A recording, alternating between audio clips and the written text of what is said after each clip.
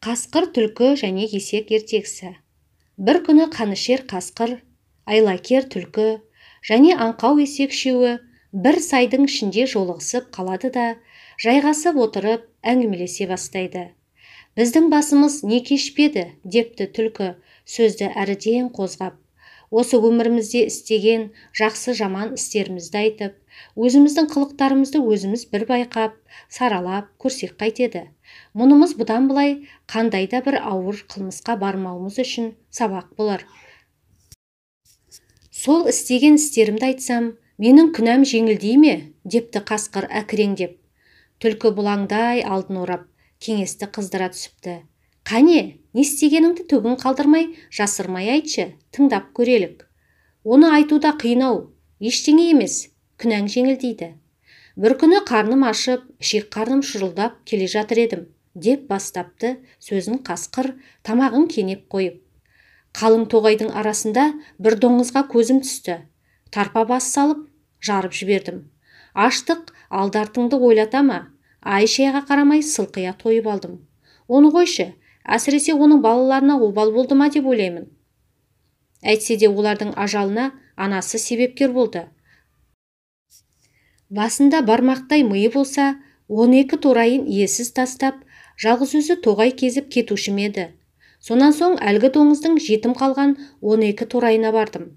Байқұстар тімтіктеніп, шүпірлеп жүр екен. Бұлардың енді енесі жоқ. Енесі болмаған соң көрген күні құрысын.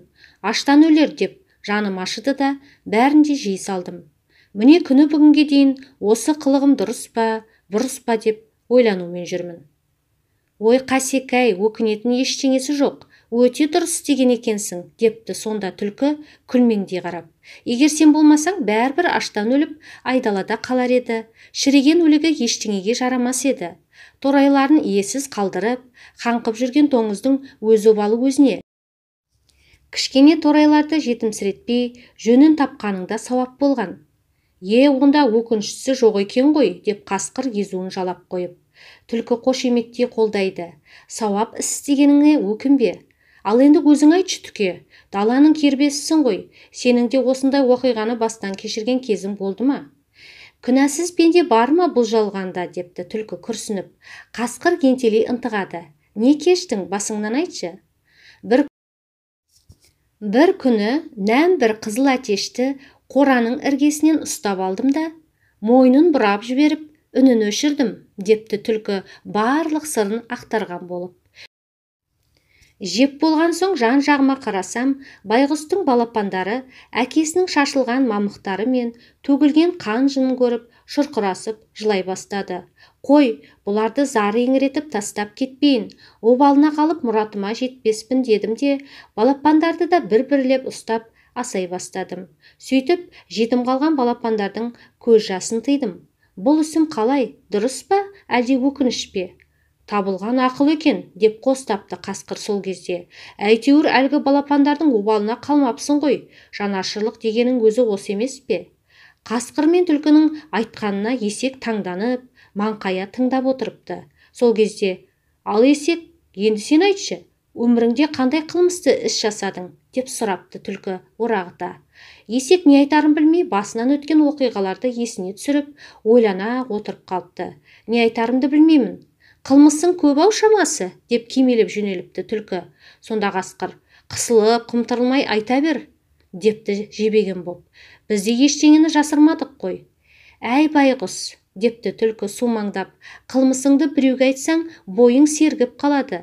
Ішіңнен шықпай тұнып жатса, жегідей жейтін дерт емес пе? Түлкінің сөзіне елтіген есек басын шайқап қойып, әрине, менің де істеген қылмысым бар, депті, кінәсін мойындағандай басы салбырап. Қане, соны айтшы, біз де білейік, не қылмыс екенін, деп қасқыр мен түлкі кеу-келеп. Бір күні жұмыстан шаршап, шалдығып қайтқан кезім еді, депті есек, басынан кешкен оқиғаны баяндап. Қораға келген соң, қожайын ағаштың түбіне байлай салды да үйіне кіріп кетті. Өне бойым балбырап, ұйқы басқан соң қалғып кетіппін. Біраздан соң оянсам, қарным ашып, зықым шықты. Жейтін тамақ іздедім. Жақын маңда тіске басар ештеңе көрінбейді. Сөйтіп не істерімді білмей тұр едім, қожайынның өзіме ерттеп жүрген тоқымының жыртығынан сабанның шеті шығып тұр екен. Соны суырып жеп, өзегімді жалғадым. Міне осы қылығыма күні бүгінге дейін қатты ұялып жүрмін. Сен нағыз опасыз екенсің, депті түлкі орнынан атып тұрып. Өзіңді асырап жүрген адамға қастық, дұшпандық жасапсың. Осы қылығыңмен бізді қай бір оңдырам дейсің? Бұл қылмысың үшін сенің жазаңды беру керек, деп ақырыпты қасқыр тісін қайрап. Бұлардың аяқ астынан бұлқан-талқан болғанына есек таңданады да ақтала бастайды. Мен тоқымның сабанын ғана жедім ғой, бірақ одан ештеңе де бүлінген жоқ. Ертесіне сол тоқымды тағы да өзіме жапты.